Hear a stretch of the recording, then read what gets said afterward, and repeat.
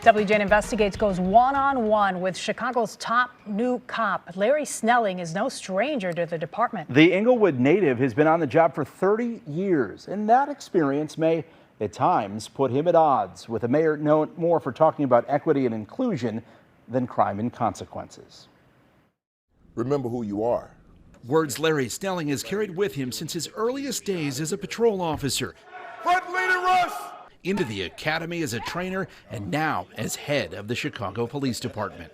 So it's not just about you, it's about your partner, it's about the community, and most of all, it's about the children of the city, right? Because we've got to make sure that they have a future. Snelling takes over a depleted department, down nearly 1,500 officers from just a few years ago, and a city frustrated by frequent flashes of lawlessness.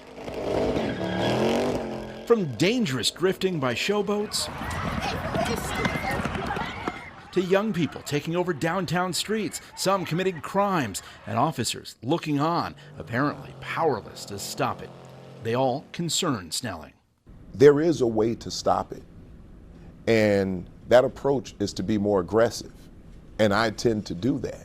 When you say you want your officers to be more aggressive, what does that look like? That means doing what it takes. There are onlookers who believe that you can talk these people into leaving. They're not going to leave. So it takes a little more aggressive behavior from our police officers to stop them. Snelling calls it aggressive constitutional policing, but it comes in a city, a country, and a climate where cop conduct is under the microscope. I can't worry about the political climate. I understand the political climate. But if that political climate forces me into allowing my officers to, and their response to be rendered ineffective, then I'm not doing my job. Chicago police stations are more crowded with migrants awaiting shelter than ever. More than 3,000 now sleeping on floors every night. Has the mayor told you when they'll be able to get migrants out of your police stations?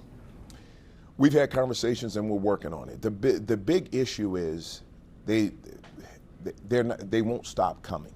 Some key crime numbers are trending in the right direction. Murders are down 11% year over year, but still 18% higher than 2019. Shootings are also down double digits this year, but still 55% higher than before the pandemic. What we need to make sure that we're holding violent criminals, especially repeat offenders, that we're holding them accountable because they've proven that they will go back out and repeat those crimes. While a significant surge in carjackings is subsiding somewhat this year, car thefts are up 68% over last year and 231% over 2019.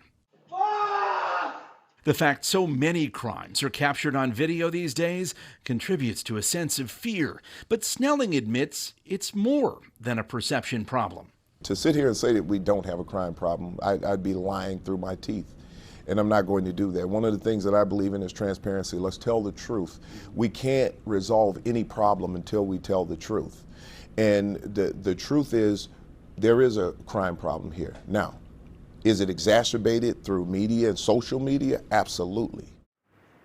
The proposed police budget grows slightly next year, and Snelling claims an increase in detectives will not come at the cost of patrol officers. Mayor Brandon Johnson campaigned against the city's ShotSpotter detection system, only to have his office claim they accidentally renewed it. Well, Snelling says ShotSpotter has saved lives by enabling quicker response times.